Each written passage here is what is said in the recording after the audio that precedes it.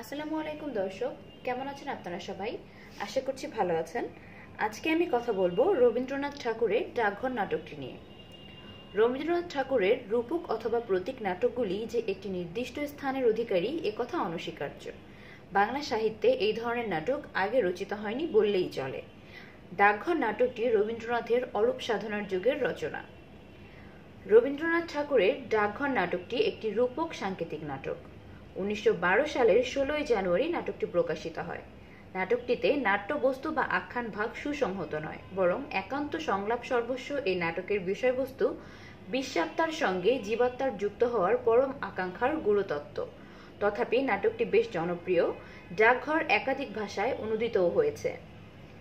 নাটকের মূল কাহিনী হচ্ছে অমল নামে একটি 6-7 বছরের ছেলে, তারই ক্ষয় অবসন্নতা ও মৃত্যুর ঘটনা নিয়ে নাটকটি।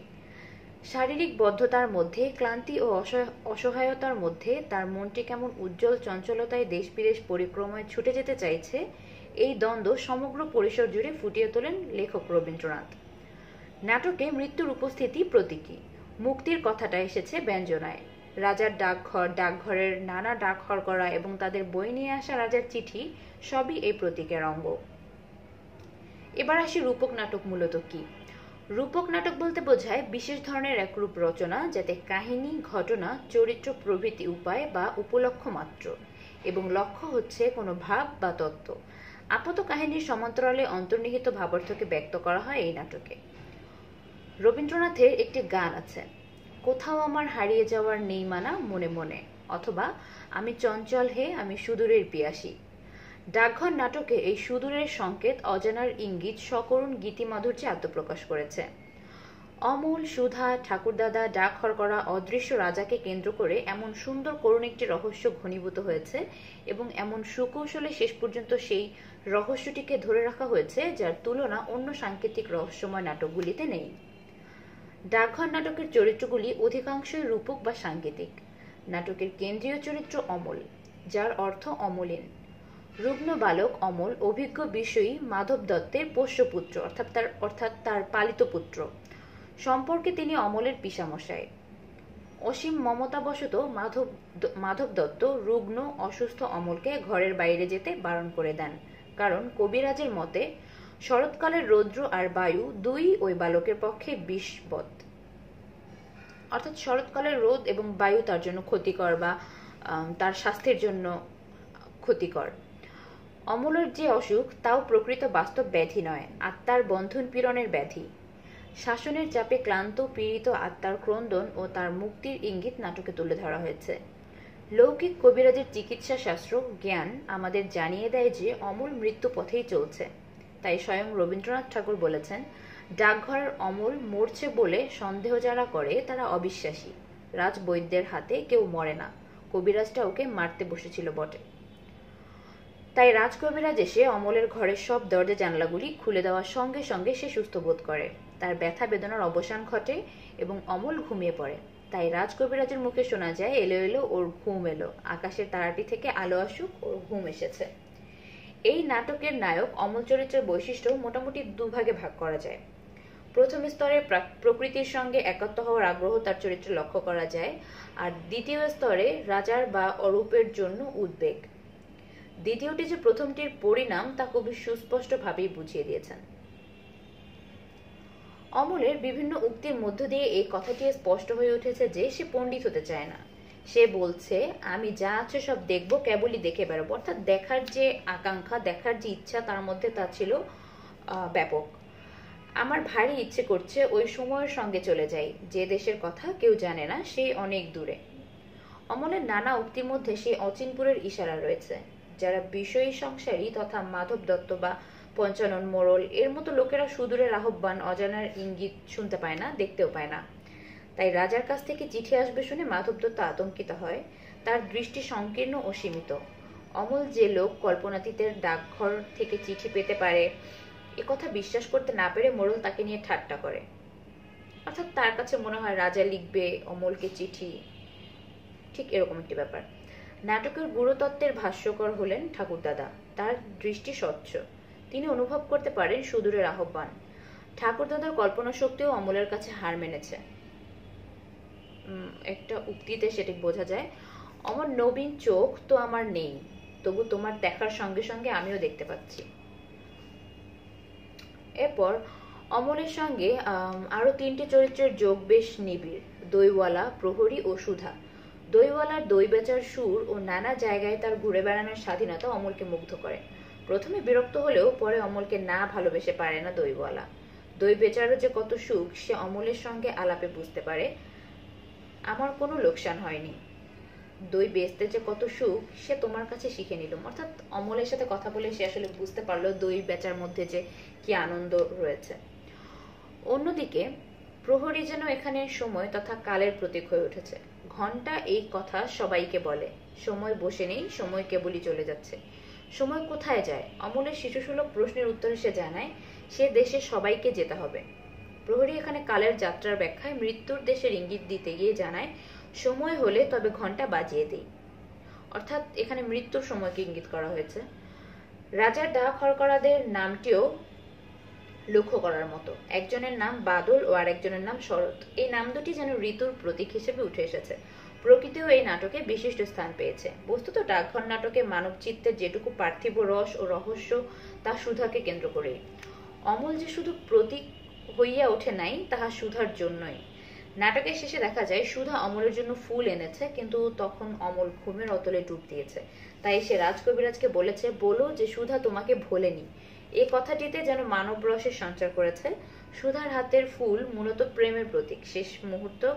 শেষ মুহূর্তে মানবীয় প্রেমের করুণ সজল স্পর্শ দ্বারা কবিতার শিল্প সৃষ্টির ট্রাজিক মাধুর্য দান করেছে। পরিশেষে বলা যায়, অমল এখানে হয়ে উঠেছে মানবাত্মার প্রতীক। আত্মা চায় মুক্তি, সে ব্যাকুল হয়ে ওঠে রাজা বা অরূপের সাথে মেলার জন্য। এখানে ঘুম হয়ে উঠেছে মৃত্যু তথা মুক্তির প্রতীক। এই মৃত্যু জীবনের শেষ নয়, তা নবজীবন লাভের মাধ্যম মাত্র। মৃত্যু পূর্ণতায় পৌঁছানোর সোপান। মৃত্যুর মধ্যেই মানুষের বন্ধন মুক্তি ঘটে। সুতরাং ঘুম এখানে প্রতীক নিদ্রা হয়ে উঠেছে। পাশাপাশি দেখা যায় যে নাটকের নামকরণেও একটি রূপকের ব্যবহার রয়েছে। এখানে ডাকঘর হলো বিপুল বিচিত্র পৃথিবী তথা বিশ্ব প্রকৃতি। চিঠি যেন সৌন্দর্য ও আনন্দ রূপের প্রতীক হয়ে উঠেছে। সুতরাং দেখা যাচ্ছে সমস্ত নাটকে এই রূপক সংকেতের মাধ্যমে তিনি মূলত রুদ্ধ ও বদ্ধ জীবন থেকে আনন্দ, সৌন্দর্য, মুক্তির বাণী পৌঁছে দিতে চেয়েছেন অমলের মাধ্যমে। রূপকের স্পর্শে নাটকটি যথার্থই রূপক নাটক হয়ে উঠেছে। এবার আসি এখানে রবীন্দ্রনাথের যে ব্যক্তিক চিন্তার একটি প্রকাশ ছিল সেই সম্পর্কে কিছু বলি। কবি এই সম্পর্কে নিজেই বলেছেন যে তিনি যখন ডাকঘর নাটকটি লিখেন তখন তার মধ্যে আবেগের তরঙ্গ জেগে উঠেছিল। অর্থাৎ তার মধ্যে প্রবল একটি আবেগ এসেছিল। চলো চলো বাইরে যাবার আগে তোমাকে পৃথিবীকে প্রদক্ষিণ করতে হবে, সেখানকার মানুষের সুখ দুঃখের উচ্ছ্বাসের পরিচয় পেতে হবে। সে সময় বিদ্যালয়ের কাজে তিনি বেশ ছিলেন, কিন্তু হঠাৎ করে কি হলো, মানে তার মনের মধ্যে মোট কথা এক ধরনের বাইরে আসার বা পৃথিবীকে ঘুরে দেখার একটি প্রবল আবেগ ছিল। সেখান থেকেই তিনি আসলে ডাকঘর নাটকটি রচনা করেছেন। অর্থাৎ এতে বোঝাই যাচ্ছে যে ডাকঘর নাটকে আছে সুদূরের আহ্বান, মানুষের ছোট বড় কীর্তির মধ্য দিয়ে যা অনন্তে পরিব্যাপ্ত। তিনি মূলত নাটকটিতে মৃত্যুকে অবজ্ঞা করেননি, বরং তিনি মৃত্যু অনিবার্য জেনেও পৃথিবীর প্রতি যে মমত্ব বোধ তা আসলে তার এই নাটকটিতে প্রকাশিত হয়েছে।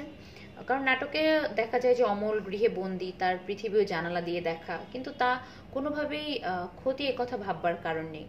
অমল সমস্ত পৃথিবী প্রদক্ষিণ করেছে অন্য চরিত্রগুলোকে অবলম্বন করে। অর্থাৎ প্রহরী, দইওয়ালা, সুধা, ছেলের দল এরা সবাই চলতি পথের প্রতীক। পৃথিবীর প্রতি আকর্ষণ তীব্র ছিল বলে অমল এইসব গৃহীত অথচ মুক্ত পৃথিবীতে স্বচ্ছন্দ বিচরণশীল মানুষের সঙ্গে সম্পর্কে নিবিড়তা করতে চেয়েছে।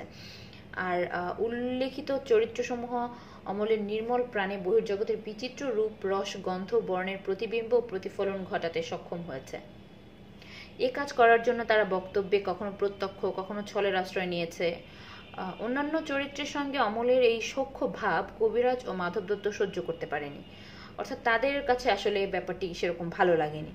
আর তাদের কাছে বিষয়টি ছিল এরকম যে দেখে দেখে এরকম মানুষজন আসে, দরজার সামনে জানলার সামনে মানুষজন ভিড় করে, এভাবে দেখে দেখেও কি কেউ কখনো সুস্থ হতে পারে বা কেউ রোগ মুক্তি ঘটে কারো, ব্যাপারটা ছিল এরকম। তাদের কাছে আসলে ব্যাপারটি স্বাভাবিক ছিল না। যার কারণ তারা হচ্ছে মানুষজনের এই আনাগোনাটাকে বন্ধ করার জন্যই ক্ষিপ্ত ছিল। তাদের মূল কথা ছিল যে মানুষজনের এরকম আনাগোনা এখানে চলবে না। তো মাধব দত্ত ও কবিরাজের যে নিষেধ অমলের বহির্জগতের সঙ্গে যোগাযোগের আগ্রহকে ছিন্ন করে।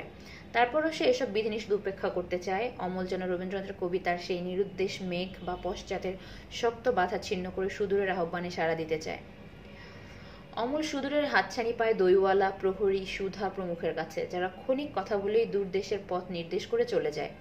নাটকে দেখা যায় পাহাড়ের চূড়া থেকে রাঙামাটির পথ দিগন্তে মিশে যায়। হীরা গলানো ঝর্ণাধারা অমলের হৃদয়ে ডাক দিয়ে যায় অজানা আনন্দের। ডাকঘর রচনার সময় রবীন্দ্র মানুষের যে বিষভিক্ষা কার্যকর ছিল, মানে তার বিশ্বের প্রতি বা পৃথিবীর প্রতি যে এক ধরনের টান ছিল, তা ক্ষুদ্র থেকে বৃহদের আহ্বান।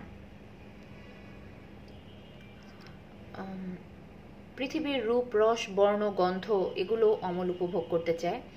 কাঠবিড়ালের খুদ খাওয়া দেখে অমল সেখানে যেতে চায়, কিন্তু পারে না। এখানে ধরালোকের প্রতি অমলের এক ধরনের আকুতি প্রকাশিত হয়। তাছাড়া পৃথিবীর সবার প্রতি অমলের সম্পর্কের কথা ব্যক্ত হয়েছে নাটকে। সেখানে হচ্ছে ধরালোকের বিচরণ ও খাদ্য গ্রহণের আগ্রহের মধ্যে কিছুটা রোমান্টিকতাও প্রকাশিত। পৃথিবীর সৌন্দর্য ও প্রেমরূপী সুধার সঙ্গে অমলের সখ্য গড়ে ওঠে এবং সে কারণে তার মনে জাগে বিচিত্র জীবনযাপনের স্বাদ। ধরালোকের সঙ্গে সঙ্গে অমল হয়েছে স্মৃতিলোকের বাসিন্দাও। সে পৃথিবীকে সহজ সরলভাবে দেখে, তার মধ্য দিয়েই জীবনের কঠিনতম সত্য প্রকাশ করেছে। দইওয়ালার সঙ্গে কথা বলার সময় স্মৃতিময় দৃশ্যকল্পের সাহায্যে তা পরিষ্কারভাবে ফুটে উঠেছে, তার স্মৃতিলোকে প্রকাশ করে তা।